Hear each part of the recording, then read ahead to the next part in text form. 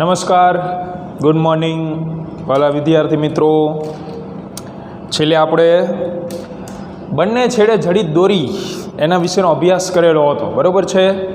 તો ઝડપથી આપણે નિષ્પન્ન બિંદુની શરત યાદ કરી લઈએ. નિષ્પન્ન બિંદુ એટલે શું થાય? નોડ થાય. નોડની શરત હતી n λ/2. જ્યારે પ્રસ્પન્ન બિંદુ એટલે કે એન્ટીનોડ, એન્ટીનોડની શરત શું હતી? તો 2n - 1 λ/4. આ બે મુખ્ય શરતો હતી. એના ઉપરથી બંને છેડે જડિત દોરી વિશે ભણ્યા. આકૃતિ દોરતા મેં તમને શીખવાડી દીધું હતું. આકૃતિમાં શું ધ્યાન રાખવાનું છે તમારે? કે જ્યાં બંધ છેડો જુઓ ત્યાં ફરજિયાત શું રચાતું હશે? નોડ રચાતો હશે, નિષ્પન્ન બિંદુ રચાતું હશે. અને જ્યાં ખુલ્લો છેડો જુઓ ત્યાં શું રચાતું હશે? એન્ટીનોડ રચાતું હશે, બરાબર છે? આ બાબત ધ્યાનમાં રાખો. તો હવે ગઈકાલે લેક્ચરના અંતમાં આપણે કીધું તો બે પ્રકારની પાઇપ આવે, ઓપન પાઇપ અને ક્લોઝ પાઇપ. એમાં પણ આ જ રીતે સૂત્રની તારવણી આપણે કરી શકીએ. પણ આપણે તારવણી કરતાં જે સૂત્રો છે એમાં ધ્યાન આપવાનું છે, જેથી દાખલાઓ અને MCQ આપણે ગણી શકીએ. તો તમારે નીટ માટે અથવા JEE માટે આ જે કોષ્ટક હું તમને લખાવું છું એ તમે તૈયાર કરી લો. એટલે આ ત્રણેય પ્રકારની જે રચના છે એના MCQ ફટાફટ તમે સોલ્વ કરી શકશો. ત્રણ અલગ અલગ રચનાઓ છે. જો કોષ્ટકમાં સૌથી પહેલાં ભૌતિક રાશિ મેં લખેલી છે. ભૌતિક રાશિની અંદર 4 બાબતો વિશેની ચર્ચા કરશું આપણે. પહેલું આકૃતિ, તો આકૃતિ માત્ર જાણકારી માટે છે. બીજું લંબાઈ. લંબાઈ એટલે શું? તો હાર્મોનિક. હાર્મોનિકને આપણે લંબાઈ કહેતા હતા, બરાબર છે? જે આગળના લેક્ચરમાં આપણે બંને છેડે જડિત દોરી માટે લખાવેલું છે. પછી પ્રાકૃતિક આવૃત્તિ. પ્રાકૃતિક આવૃત્તિ એટલે નેચરલ ફ્રીક્વન્સી. એટલે મેં તમને શીખવાડેલું હતું કે ભાઈ પહેલી આવૃત્તિ 25 હર્ટ્ઝ મળતી હોય તો બીજી આવૃત્તિ ફરજિયાત શું મળશે? તો 25 × 2 એટલે 50 હર્ટ્ઝ. ત્રીજી આવૃત્તિ 25 × 3. ચોથી આવૃત્તિ 25 × 4. એટલે કહેવાનો મિનિંગ કે પહેલી આવૃત્તિ 25 છે, બીજી આવૃત્તિ 50 છે, તો 25 અને 50ની વચ્ચે બીજી કોઈ આવૃત્તિ પ્રેઝન્ટ હોય નહીં, હાજર હોઈ શકે નહીં. એને કહેવાય પ્રાકૃતિક આવૃત્તિ, પૂર્ણ ગુણાંક સ્વરૂપે હોય. નાનામાં નાની પ્રાકૃતિક આવૃત્તિને શું નામ આપ્યું હતું આપણે? મૂળભૂત આવૃત્તિ લખાવેલું છે, બરાબર? ત્યાર પછી ઓવરટોન. ઓવરટોન એટલે તરંગો જેટલી વખત ભેગા થતા હોય એને શું કહેવાય? ઓવરટોન કહેવાય. ઓકે, હવે આપણે ત્રણેય વિશે ફટાફટ સૂત્ર છાપી દઈએ, પછી દાખલાઓ ગણીએ. ચાલો, એટલે ટેક્સ્ટ બુક જોડે લઈને જ બેસજો.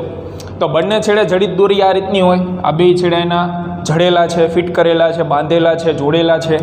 તો બંને છેડાઓ બંધ હોવાથી બાળકો ત્યાં શું રચાતું હશે? નોડ રચાતો હશે. બે છેડે શું રચાય છે? નોડ રચાય છે. અને વચ્ચે બંને દોરીઓ જે છે, દોરી એક જ છે પણ એના દોલન આમ થાય છે, તો વચ્ચે શું આવશે? એન્ટીનોડ. યાની નોડ, એન્ટીનોડ અને નોડ. એ ક્રમ તો પાછો જળવાવો જ જોઈએ. નોડ પછી એન્ટીનોડ, એન્ટીનોડ પછી નોડ, સુખ પછી દુઃખ, દુઃખ પછી સુખ, એવી કન્ડિશન છે. ત્યાર પછી ક્લોઝ પાઇપમાં આપણે તરંગો દોરીએ. જુઓ, તો ક્લોઝ પાઇપ એટલે એનો મિનિંગ શું થાય? તો એક છેડે ક્લોઝ પાઇપ.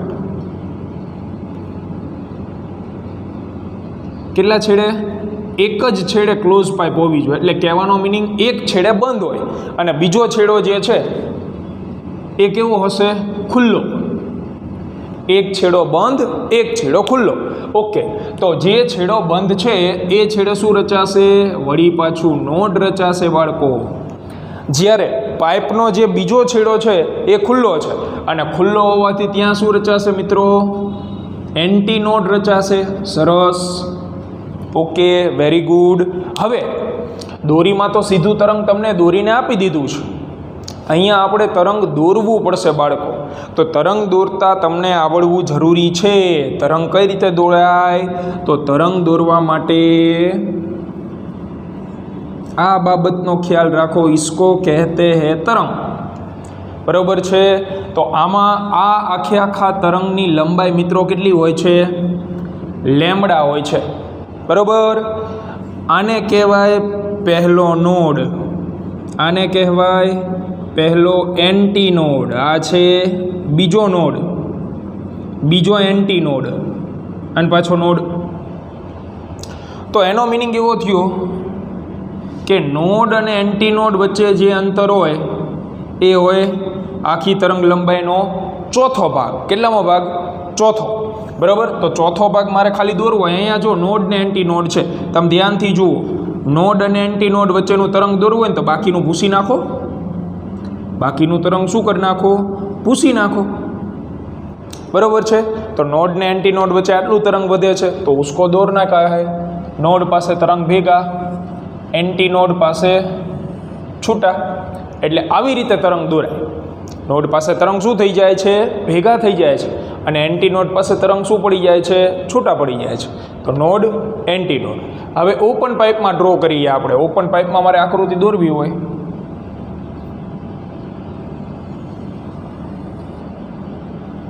ઓપન પાઇપમાં કઈ રીતે દોરાય? દોડાવો બુદ્ધિ. તો ઓપન પાઇપ એટલે બંને છેડાઓ શું હશે? ખુલ્લા. આમાં એક છેડે બંધ પાઇપ, આ લખી દઉં, એક છેડે ખાલી શું સમજવાનું? એટલે એક છેડે બંધ. આ ઓપન એટલા માટે બે છેડા ખુલ્લા છે. તો મિત્રો બંને છેડાઓ ખુલ્લા હોય તો ખુલ્લા છેડે શું રચાય? એન્ટી નોડ રચાય. સરસ. તો અહીંયા હું લખું છું એન્ટી નોડ અને એન્ટી નોડ. તો આપણે તો ભાઈ સુખ પછી દુઃખની થિયરી છે, એટલે એન્ટી નોડ અને એન્ટી નોડ ન ચાલે. એન્ટી નોડ પછી શું આવવું જોઈએ? નોડ. એનો મિનિંગ વચ્ચે ક્યાંક નોડ હશે તો લખી નાખવાનો, વચ્ચે અહીંયા ક્યાંક નોડ છે. જો દરેકમાં એવું જ છે, node, anti node, node, node પછી એન્ટી નોડ. ઓકે. આમાં એન્ટી નોડ લખી નાખ્યું, પણ પછી ખબર પડી કે વચ્ચે નોડ હોવો જોઈએ, કારણ કે બે એન્ટી નોડ ક્રમમાં ન આવે. તો હવે તરંગો દોરવા હોય તો એન્ટી નોડ પાસે છૂટા કરી નાખો અને નોડ પાસે શું કરી નાખો? ભેગા કરી નાખો.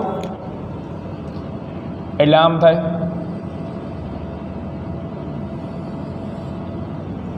લ્યો ચાલો, આ થઈ ગયું અડધું તરંગ. નોડ પાસે ભેગા. વળી પાછું આગળ દોરવું હોય તો આ એન્ટી નોડ પાસે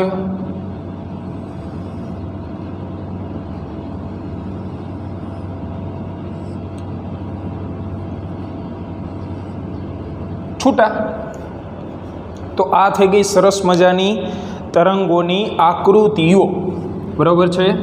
ચાલો હવે આપણે જે સૂત્રો યાદ રાખવાના છે એની વાત કરી લઈએ.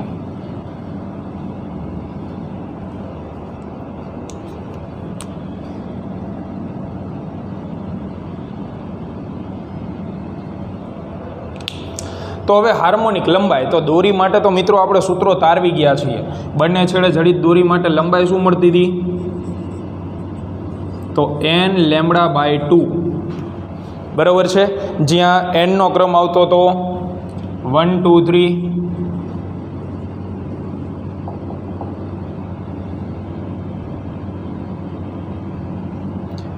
એટલે કે λ/2 ના ક્રમમાં તમને હાર્મોનિક્સ જોવા મળે. n બરાબર 1 મૂકો તો પ્રથમ હાર્મોનિક, 2 મૂકો દ્વિતીય હાર્મોનિક, 3 મૂકો તૃતીય હાર્મોનિક.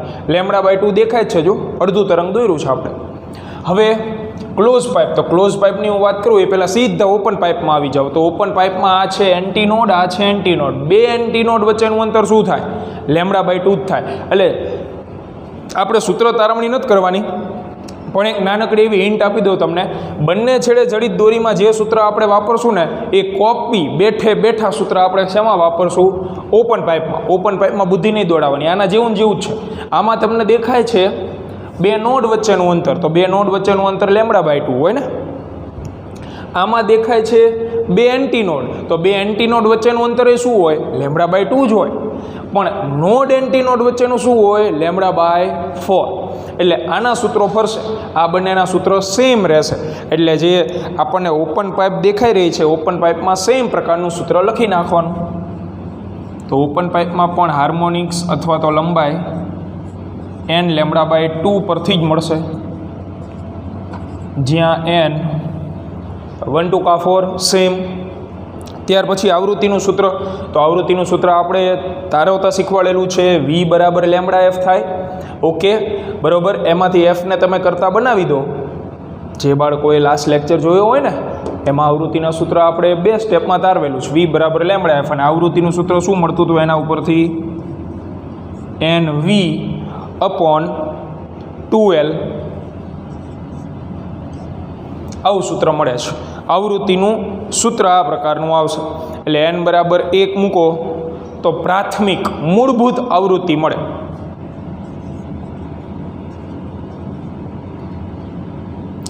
કેવી આવૃત્તિ મળશે? મૂળભૂત. બરાબર.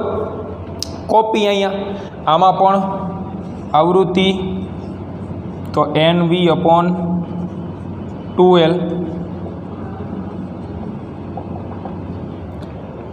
ત્યાર પછી હાર્મોનિક, તો હાર્મોનિક વિશે આપણે શું કીધેલું છે કે nમી હાર્મોનિક હોય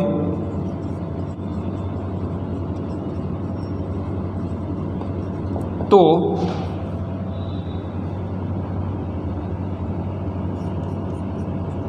n-1/ટોન થશે. એવું ને એવું આ બાજુની ઓપન પાઇપમાં nમી હાર્મોનિક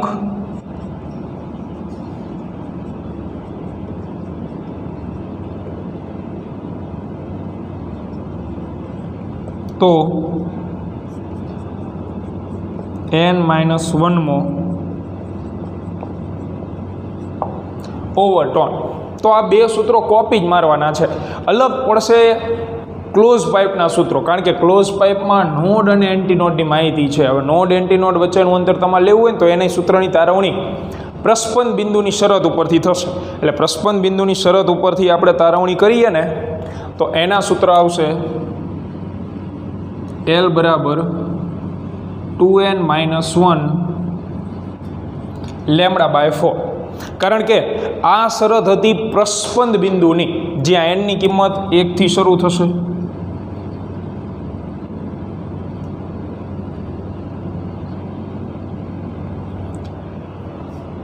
n બરાબર 1 મૂકો તો λ/4 પ્રથમ હાર્મોનિક, 2 મૂકો 3 λ/4 બીજી હાર્મોનિક. ટૂંકમાં એમાં તમને લંબાઈ λ/4 ના ક્રમની મળે અને આ બેમાં તમને તરંગ લંબાઈ λ/2 ના ક્રમની મળે. બહુ નાનકડો એવો ફેર છે. ત્યાર પછી આવૃત્તિ, તો આવૃત્તિમાં સેમ, અહીંયા n દેખાય ને ત્યાં આપણે મૂકશું 2n-1 અને V/4L મૂકશું, બગાની જગ્યાએ ચોગ્ગો. આવૃત્તિ 2n-1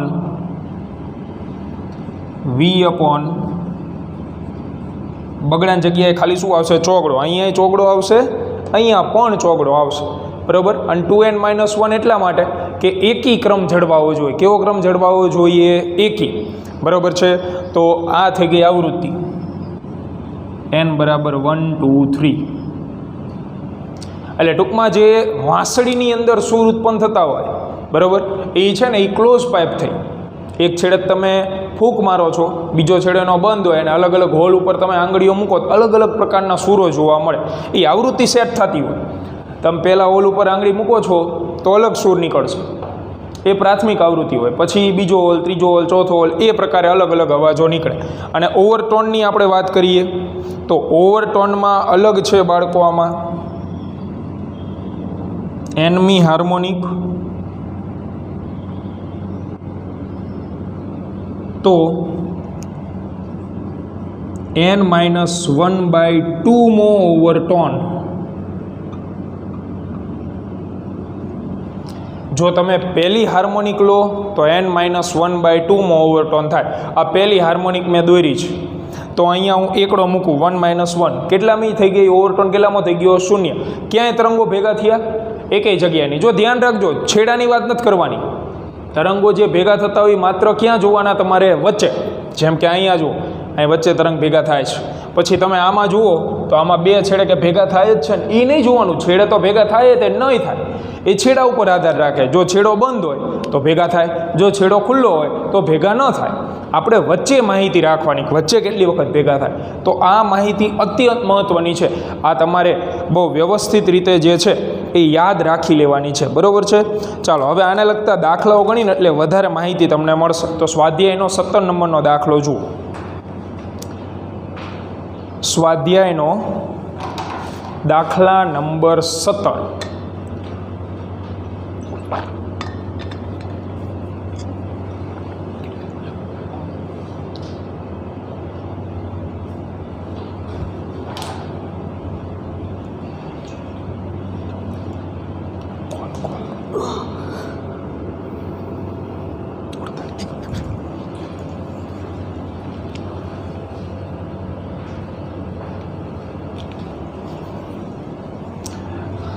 ચાલો 17 નંબરનો દાખલો જુઓ બાળકો.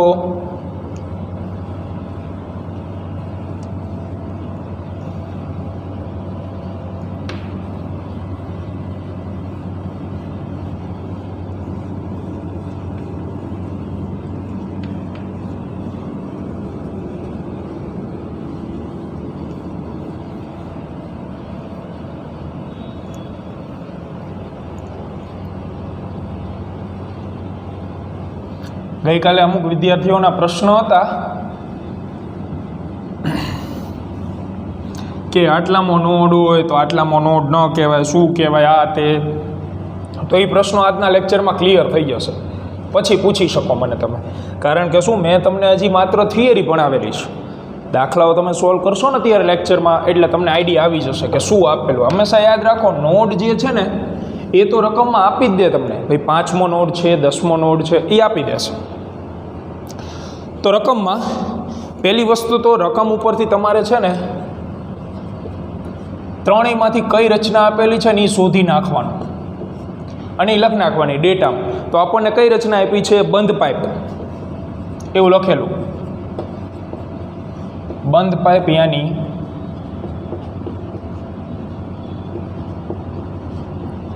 ક્લોઝ પાઇપ આપેલી, એટલે એના સૂત્ર આપણે ઉપયોગ કરવાના થશે. બે લખાવ્યા નહીં. આગળ જેની લંબાઈ છે 20 સેન્ટીમીટર, યાની L બરાબર 20 સેન્ટીમીટર, મીટરમાં ફેરવો 0.20 મીટર. આવૃત્તિ 430 હર્ટ્ઝ.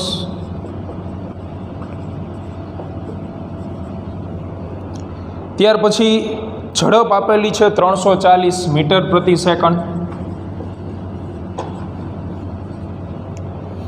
અને પૂછેલું છે કે કેટલામી હાર્મોનિક રચાય.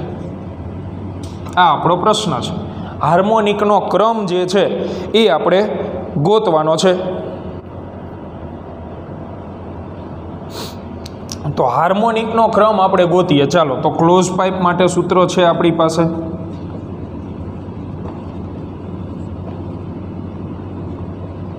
તો ક્લોઝ પાઇપ માટે આવૃત્તિનું સૂત્ર, પ્રાકૃતિક આવૃત્તિનું સૂત્ર શું છે? હમણાં જ કોષ્ટકમાં લખેલું હતું. પ્રાકૃતિક આવૃત્તિ જેનું સૂત્ર છે F બરાબર 2n-1 V/4L. બરાબર. ચાલો, મૂકીએ કિંમત. તો nની કિંમત તમારે અહીંયા શોધવાની છે. Fની જગ્યાએ કેટલા છે? 430 ઇક્વલ ટુ 2n-1. Vની જગ્યાએ 340 અને 4 ગુણ્યા 0.20. તો તમારે n શોધવાનું છે. તો 2n-1 ને કરતા બનાવો ઇક્વલ ટુ 430 ગુણ્યા 4 ગુણ્યા 0.20 ભાગ્યા 340. આ મીંડું ગયું. તો કેલ્ક્યુલેટરનો ઉપયોગ તમે અહીંયા કરી શકો. 1.011 આવે છે. તો 2n-1 ઇક્વલ ટુ 1.011. તો હવે 1.011 એટલે નિયરલી ઇક્વલ ટુ તમે એકડો લખી શકો. બરાબર ને? પોઈન્ટ પછીના આંકડા લેવાની કોઈ જરૂર નથી. તો 2n-1 is nearly equal to 1. તો આ એકડો બીજો છે એ જમણી બાજુ જાય તો 2n ઇક્વલ ટુ 2 થઈ જશે. તેથી n ઇક્વલ ટુ 1. એટલે કે પ્રથમ હાર્મોનિક સાથે અનુનાદ થતો હોય. અનુનાદ થવો એટલે શું? અવાજ ઉત્પન્ન થવો. ટેકનિકલ ભાષામાં અનુનાદ કહેવાય. બરાબર. આપણે ક્લાસમાં હોય તો પછી એમ કહેતો હોય કે ભાઈ શું અવાજ કર કરો. બહુ ટેકનિકલ માણસ હોય તેમ કે અનુનાદ કરવાનું બંધ કરો, એટલે કે અવાજ કરવાનું બંધ કરો. એમાં એવું પૂછેલું છે રકમમાં કે કઈ હાર્મોનિક સાથે અનુનાદ થતો જણાશે. એટલે એનો મિનિંગ એવો છે કે કઈ આવૃત્તિ સાથે અવાજ ઉત્પન્ન થતો જણાશે. બરાબર. તો આપણને n બરાબર 1 મળ્યું. તો એનો મિનિંગ એવો થયો n બરાબર 1 એટલે તો નાનામાં નાની કિંમત થઈ. અને નાનામાં નાની કિંમતને આપણે શું નામ આપેલું છે? મૂળભૂત હાર્મોનિક અથવા મૂળભૂત આવૃત્તિ. તો પ્રથમ હાર્મોનિક સાથે અનુનાદ થતો હોય તેવું જણાશે. તેથી પ્રથમ હાર્મોનિક સાથે અનુનાદ એટલે એક પ્રકારનો અવાજ ઉત્પન્ન થવો. અનુનાદ થતો જણાશે. બરાબર, ક્લિયર? ચાલો આગળ વધીએ. તો એમાં કીધું છે કે જો બંને છેડાઓ ખુલ્લા હોય તો પ્રાકૃતિક આવૃત્તિ શું મળે. આને આ ડેટા આને આ છે, આ જ પાઇપ છે, પણ જે બંધ છેડો હતો ને એને હવે ઓપન કરી નાખું તો શું અવાજ ઉત્પન્ન થશે, અનુનાદ થશે, એ આપણે ગોતવાનું છે. તો હવે વળી પાછું નવો કેસ કે ભાઈ ઓપન પાઇપ, જો ઓપન પાઇપ હોત તો આને આ રકમ,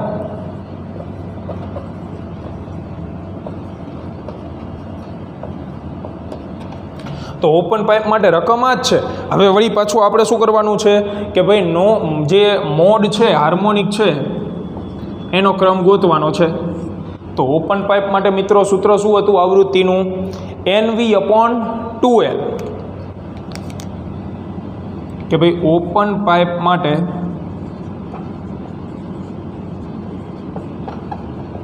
પ્રાકૃતિક આવૃત્તિ F = NV/ શું લખાય? 2L. ચોકડા જગ્યાએ બગડો આવી જશે.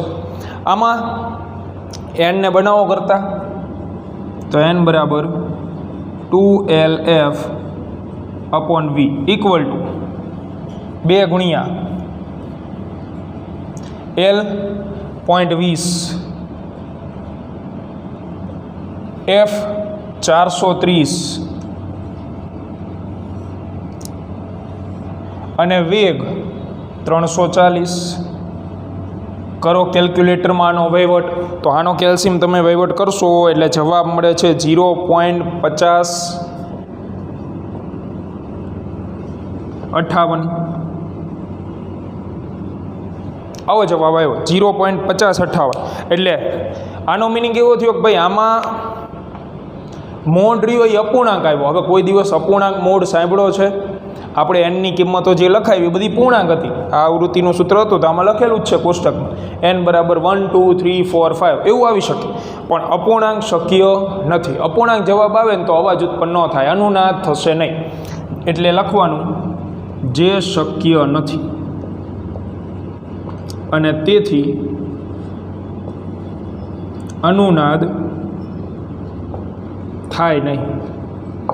તો આ ટેકનિકલ વસ્તુ કે તમે એક ક્લોઝ પાઇપલાઇન બેઠા છો 20 સેન્ટીમીટર લાંબી અને એમાં અવાજ સરસ મજાના ઉત્પન્ન થાય છે, પણ જો બીજો છેડો ખુલ્લો કરી નાખો ને તો ખાલી હવાનો અવાજ આવે, ફૂ કરે.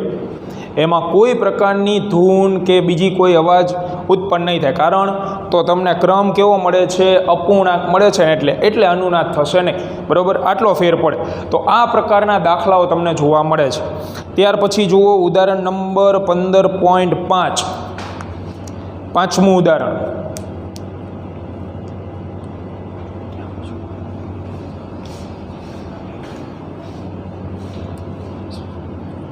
ક્યાં પૂછો? 43.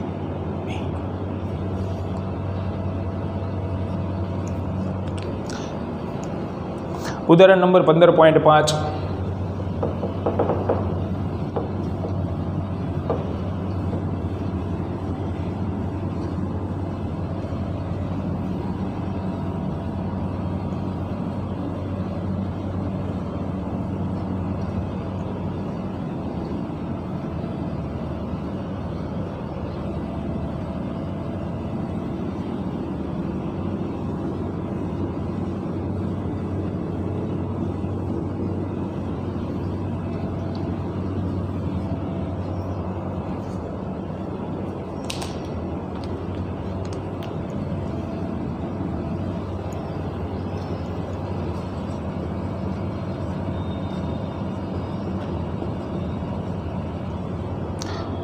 વાંચો રકમ.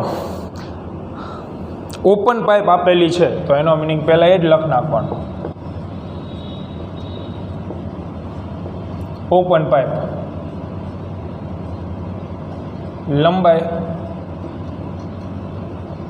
30 સેન્ટીમીટર એટલે કે 0.30 મીટર. ત્યાર પછી વેગ 330 મીટર પ્રતિ સેકન્ડ.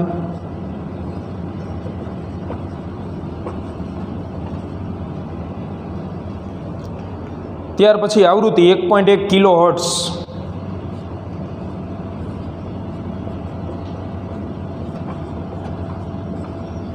તો 1.1 10⁻³ હર્ટ્ઝ, એટલે કે તમે સીધું લખી શકો 1100 હર્ટ્ઝ. ચલો, ઘાતની આપણે રાખવી જ નથી. આગળ તો ક્રમ ગોતો હાર્મોનિકનો. સરસ મજાના દાખલા, માત્ર સૂત્રો.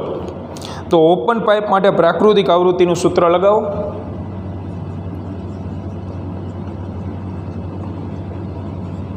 ઓપન પાઇપની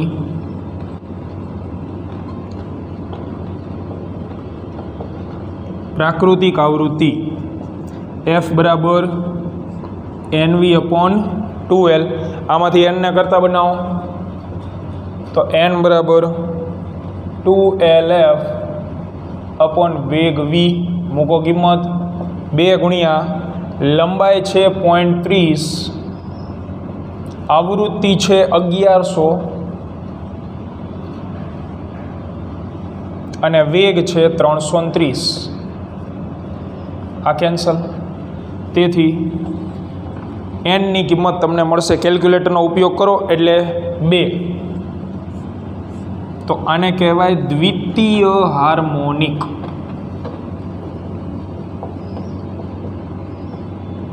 બરાબર, બીજી હાર્મોનિક કહેવાય. એની સાથે અનુનાદ થતો જણાશે. આમાં વળી પાછું પૂછેલું કે ભાઈ આ ઓપન પાઇપની જગ્યાએ જો ક્લોઝ પાઇપ લીધી હોત તો, જો ક્લોઝ પાઇપ લઈએ તો મિત્રો શું થાય? તો તમારે આવૃત્તિ વળી પાછી ટૂંકમાં અનુનાદનો ક્રમ ગોતીને જણાવવાનું છે કે ભાઈ અવાજ ઉત્પન્ન થશે કે નહીં થાય. તો ક્લોઝ પાઇપ માટે પ્રાકૃતિક આવૃત્તિનું સૂત્ર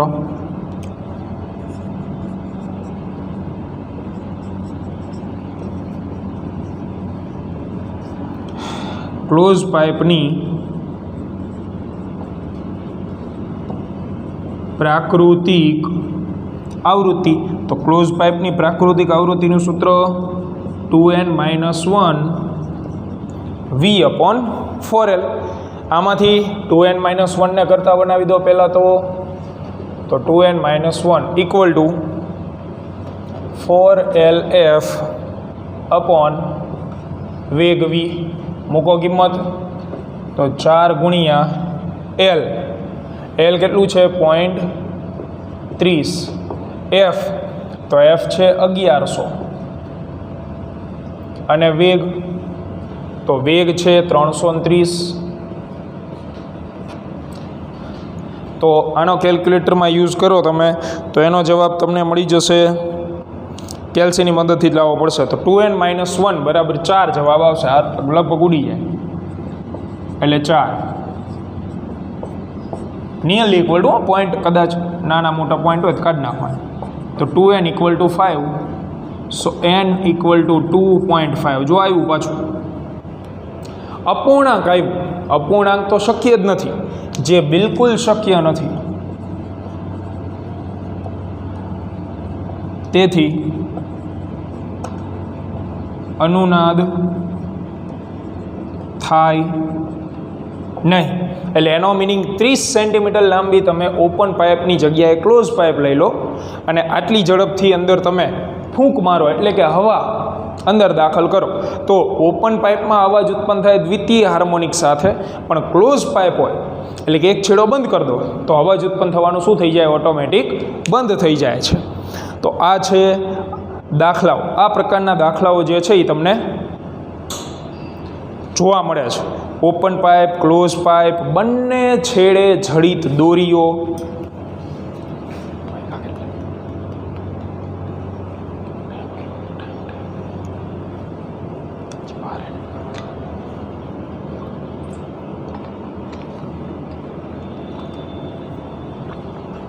અને હવે આપણે આગળ વધીએ.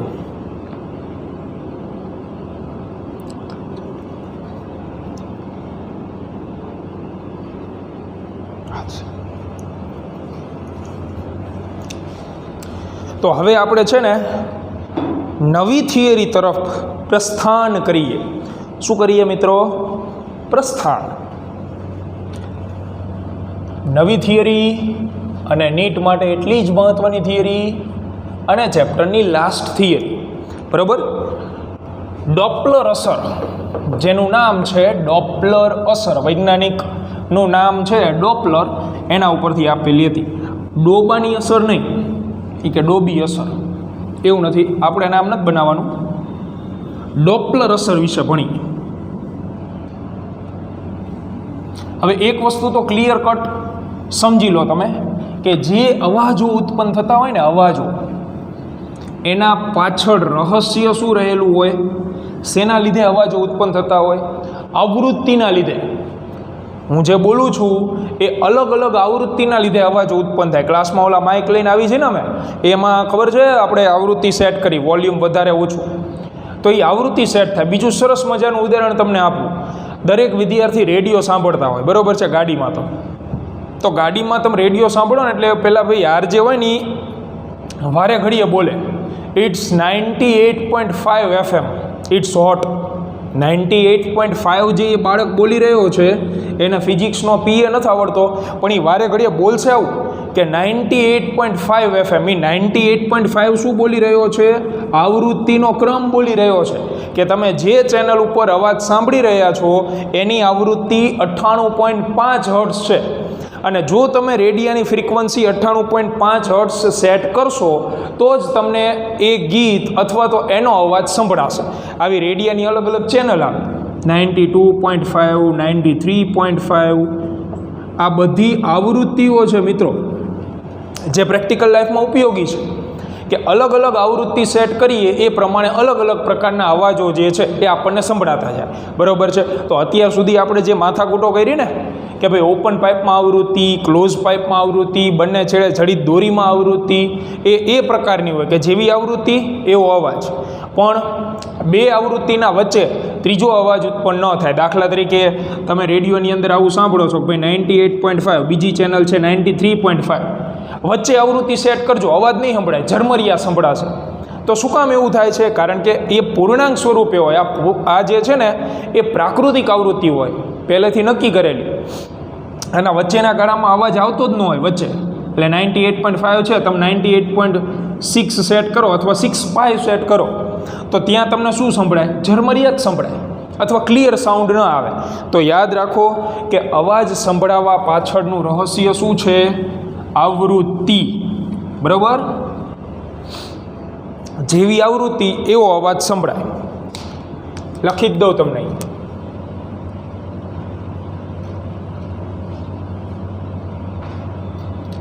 અલગ અલગ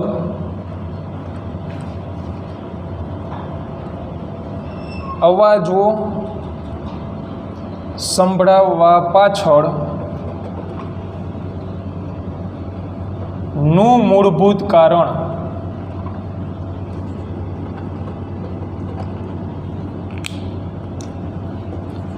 ઉદ્ગમોની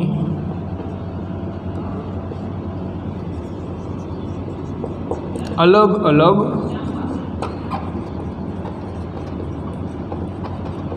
આવૃત્તિઓ છે. જેવી આવૃત્તિ એવો અવાજ. દરેક આવૃત્તિ પાસે અવાજ નહીં સંભળાય, બરાબર. અને આ આવૃત્તિઓ ફરજિયાત કઈ હોવી જોઈએ? પ્રાકૃતિક, નેચરલ ફ્રીક્વન્સી હોય ને તો જ અવાજ સંભળાય પાછો. જેમ કે આપણે બંને છેડે જડિત દોરીની વાત કરીએ તો બાળકો એની નેચરલ ફ્રીક્વન્સી શું છે? NV/2L છે ને, બરાબર. તો અહીંયા n બરાબર 1 મૂકો ને તો V/2L અવાજ સંભળાય, 2V/2L અવાજ સંભળાય. પણ બેની વચ્ચે આવૃત્તિ હોય તો અવાજ નહીં સંભળાય પાછો, બરાબર છે. એટલે ઇન્ટરેસ્ટિંગ ટોપિક છે આ. પ્રેક્ટિકલ અત્યારે થાય એમ નથી, નહીં તો પ્રેક્ટિકલમાં બહુ સરસ મજાના અવાજો તમને આમાં આપણે લેબની અંદર સાધનો છે ને એમાં પ્રાકૃતિક આવૃત્તિઓ સેટ કરીને અલગ અલગ અવાજ તમને સંભળાવે, બરાબર. એ જ્યારે મળીશું ત્યારે પ્રેક્ટિકલ કરીશું. તો આ ખ્યાલ તમારા મગજમાં ક્લિયર હોવો જોઈએ. હવે છેલ્લી થિયરી જે છે એની આપણે ચર્ચા કરીએ, ડોપલર અસર.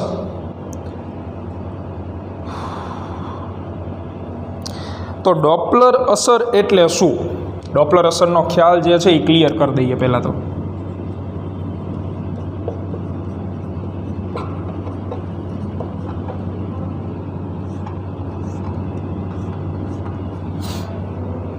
ડોપલર અસર એટલે શું થાય? તો ડોપલર અસરમાં એવું હોય છે કે જ્યારે કોઈ અવાજ ઉત્પન્ન કરતું સાધન તમારી નજીક આવતું હોય તો તમને સંભળાતો અવાજ રહ્યો ને એ તીક્ષ્ણ થતો જાય, વધતો જાય, અને એ જ સાધન તમારાથી દૂર જાય તો તમને સંભળાતો અવાજ રહ્યો ને એ ઘટતો જશે.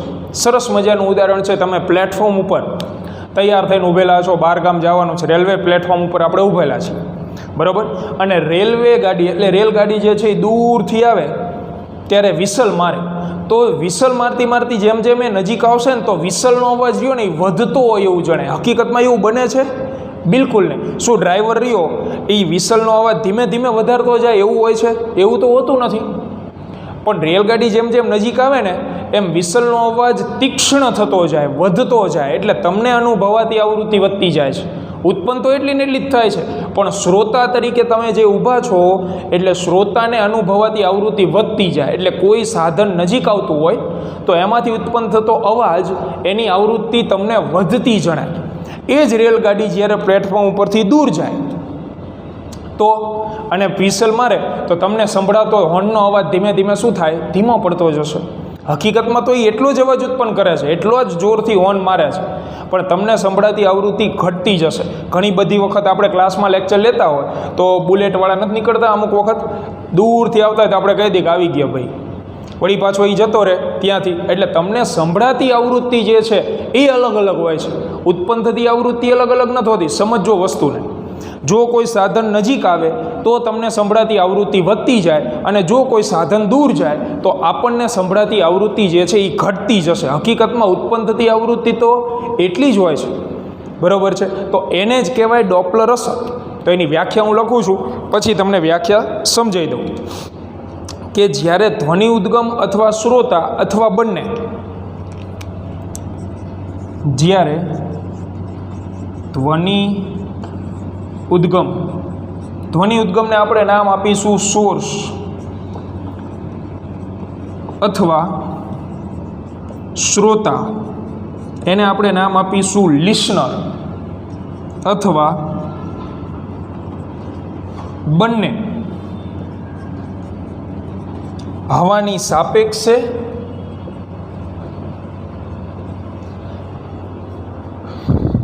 અને એકબીજાની સાપેક્ષે ગતિ કરે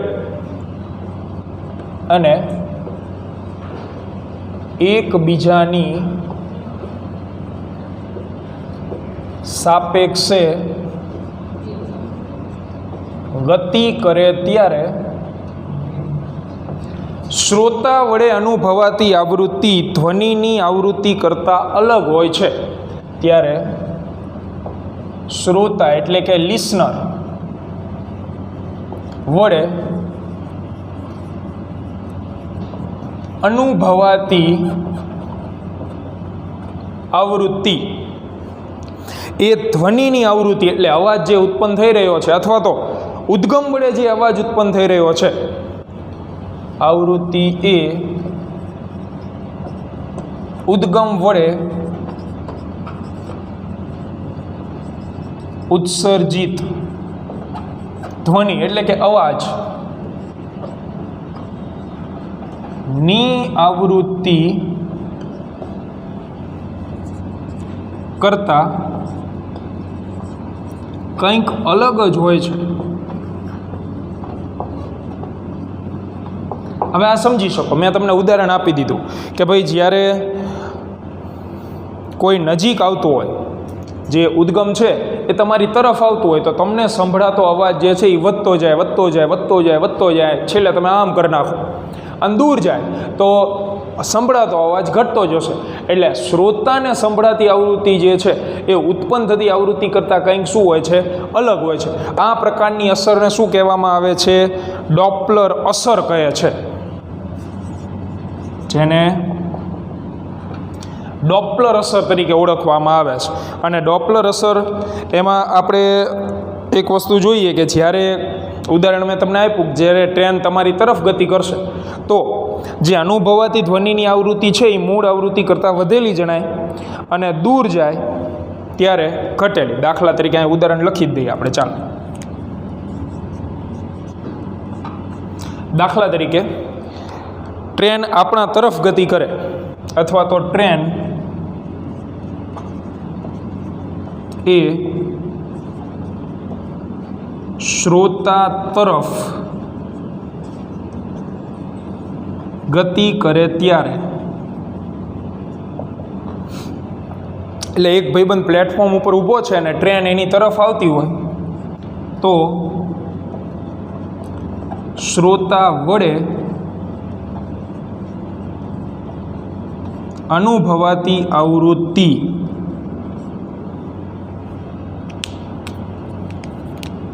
એ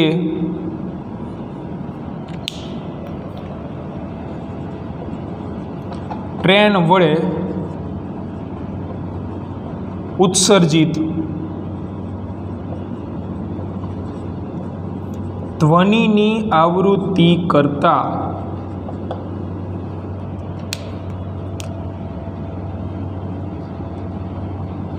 વધેલી જણાય. એટલે કે ટ્રેન તમારી તરફ આવતી હોય, તરફ, તો શ્રોતા વડે જે આવૃત્તિ અનુભવાય છે એ ટ્રેન વડે જે અવાજ ઉત્પન્ન થઈ રહ્યો છે એના કરતાં વધતી હોય ને એવું એને લાગે, એવો એને આભાસ થાય. હકીકતમાં વસ્તુ આખી અલગ હોય છે, બરાબર. અને એવી જ રીતે ટ્રેન જ્યારે પ્લેટફોર્મ ઉપર ઊભી હોર્ન મારે તો તમને એક્ઝેક્ટલી ક્લિયર કટ એટલો જ અવાજ સંભળાશે, બરાબર છે. અને એ જ ટ્રેન જ્યારે દૂર જતી હોય ત્યારે અનુભવાતી આવૃત્તિ મૂળ આવૃત્તિ કરતાં શું થાય, ઘટી જશે. તો એ પણ આપણે ઉદાહરણ લખી દઈએ કે જ્યારે ટ્રેન તમારી બાજુમાંથી પસાર થાય તો બંને આવૃત્તિ સમાન હોય.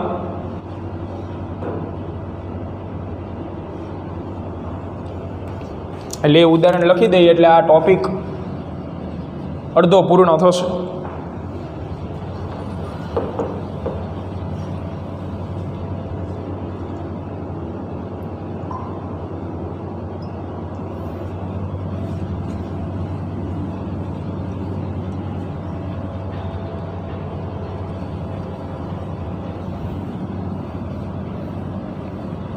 ટ્રેન જ્યારે શ્રોતાની બાજુમાં જ પસાર થાય ત્યારે શું થાય, તો ત્યારે શ્રોતા વડે અનુભવાતી આવૃત્તિ એટલી જ ટ્રેન વડે ઉત્સર્જિત થતી આવૃત્તિ. એટલે બીજી કન્ડિશન આપણે લઈ કે જ્યારે ટ્રેન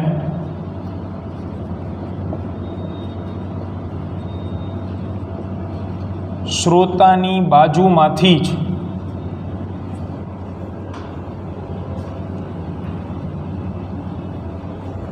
પસાર થાય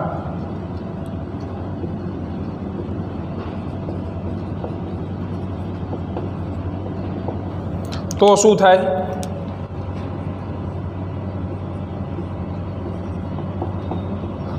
તો શ્રોતા વડે અનુભવાતી ધ્વનિની આવૃત્તિ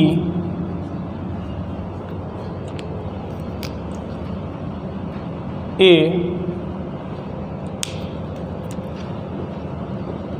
ટ્રેન વડે ઉત્સર્જિત ધ્વનિની આવૃત્તિ જેટલી જ જણાય. એટલે બંને આવૃત્તિઓ કેવી જણાય, સમાન જણાય. પણ ક્યારે મિત્રો, કે જ્યારે ટ્રેન શ્રોતાની બાજુમાંથી પસાર થાય અને આ જ ટ્રેન જ્યારે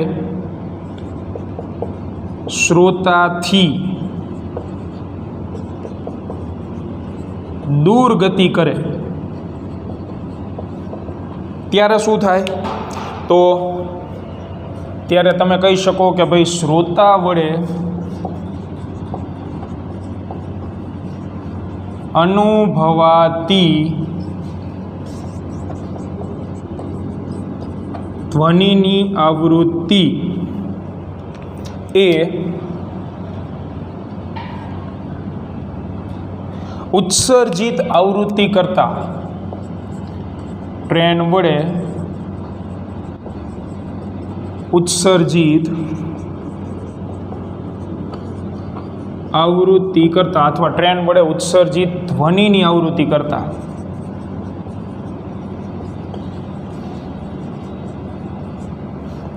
શું થાય?